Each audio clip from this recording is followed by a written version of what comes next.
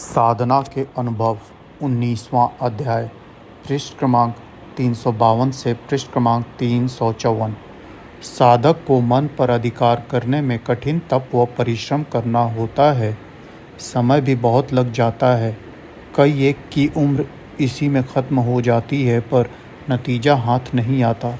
इस तरह यह एक बहुत ही मुश्किल काम मनुष्य के लिए है, पर जहाँ गुरु की सहायता होती है, गुरु अपनी शक्ति से शिष्य के मन को जकड़ देता है, वहाँ बरसों का काम दिनों में पूरा हो जाता है।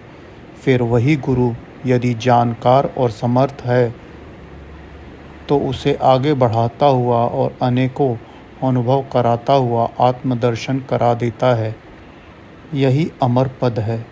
इस पर पूर्ण गुरुओं का संज जिन भाग्यशालियों को मिल जाता है और जिनको उनकी सहायता प्राप्त होती है, वह पूरे उतरते और पार पहुँचते हैं और शेष सब लटके ही रह जाते हैं।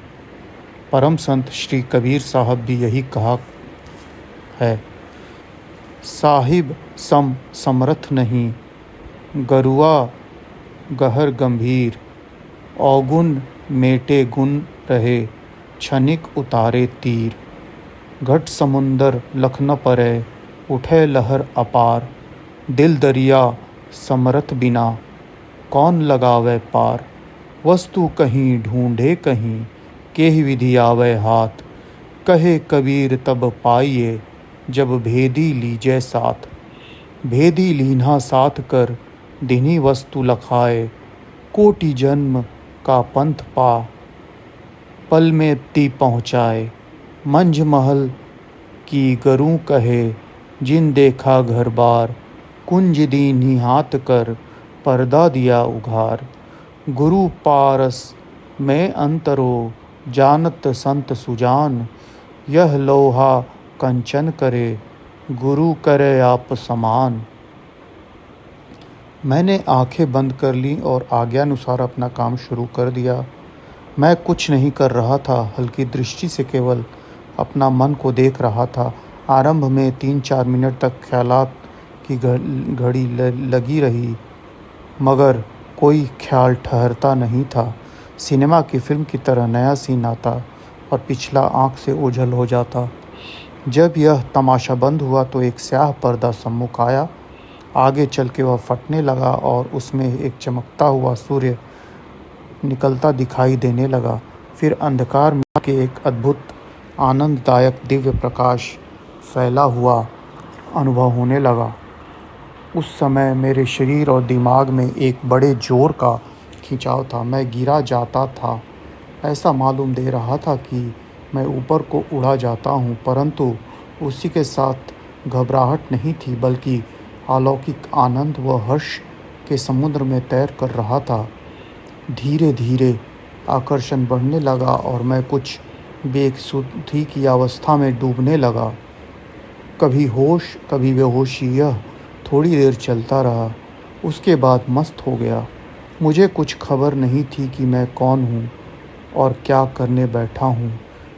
जैसे गहरी निद्रा में सो रहा हूँ। ऐसा महवियत के आलम अथवा मस्ती की दशा में चंद मिनट रही होगी। उसका पीछे मुझे ज्ञात हुआ कि मैं किसी दूसरी दुनिया में पहुंच गया हूं। अनेकों दिव्य लोक प्रत्यक्ष आँखों के सामने थे। अनेकों भिन्न भिन्न प्रकार के दिव्य आत्माएं सम्मुख दर्शन दे रही थीं। अनेकों प्रकार के दिव्य शब्द कानों में जा रहे थे। आगे कुछ खिंचाव और हुआ और उस समय एक शक्ति प्रवाहित हो रही है जो इन सब का चला रही है, नियम रख रही है, सबकी अधिष्ठता है। जो यह कुछ है ऐसा जान पड़ा। इसी ने संकेत से कहा, यही है सर्वशक्तिमान ईश्वर है, यही खुदा है। इसी का नाम आदि प्रकृति मूल माया सर्वेश्वरी जगदम्बा है। शक्ति भी वही है, शक्तिवान भी वही है, दोनों एक ही हैं। यही जगत विद्यार्थी आदि शक्ति का दर्शन है। यही ईश्वरीय साक्षात्कार है। माया यहीं से आगे नहीं जाती, प्रकृति का खेल यहीं समाप्त होता है, यही ब्रह्मांड की हद है। यह सब इतना 40-45 मिनट के अंदर हो गया। जिन अवस्थाओं के लिए लोग तरसते हैं, जिनकी प्राप्ति के लिए ज़िंदगी भर पांव रगड़ते हैं, वह प्रथम दिवस ही मिल गई।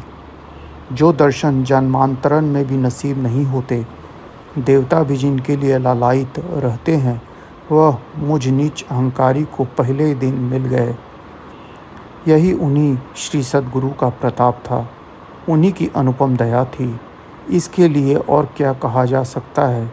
इसलिए मौलाना रूम साहब ने कहा है, एक साअत सुअबते बा औलिया बेहतर अज 100 साल तात बेरिया, अर्थात 100 वर्ष सच्चे तप से कि जिसमें कोई बनावट या मक्कारी न हो, एक घड़ी किसी संत की सोहबत बेहतर होती है। जो वस्तु तप से भी दुर्लभ है, वह संतों की दया से मिनटों और सेकंडों में मिल जाती है। श्री कबीर साहब कहते हैं,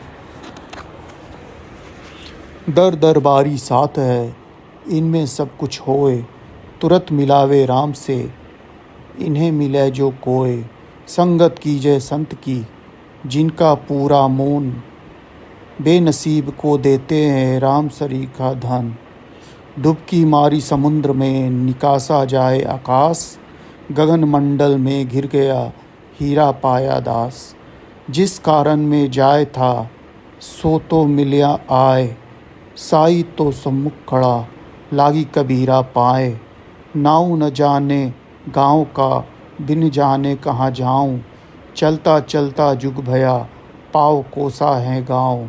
सद्गुरु दीन दयाल हैं, दया करी मोहि आए, कोटि जन्म का पंथ था पल में पहुँचा जाए।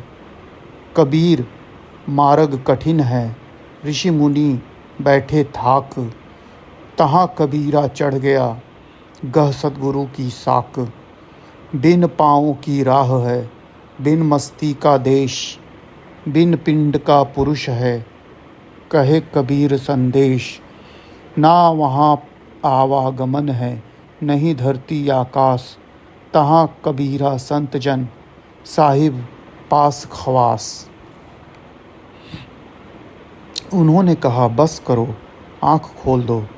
इन शब्दों के कान पहुँचते ही कुछ होश हुआ। मैंने आँख खोलने की कोशिश की, पर पलक उठते ही नहीं थे। धीरे धीरे आँख तो खुल गई, पर शरीर और दिमाग बेकाबू थे। कई मिनटों के पीछे शरीर में हरकत हो सकी और दिमाग सोच समझ सका। जब पूरा होश आ गया, तब आप बोले, देखा तुमने, यही तरीका इल्म रूहानी की तालीम का है।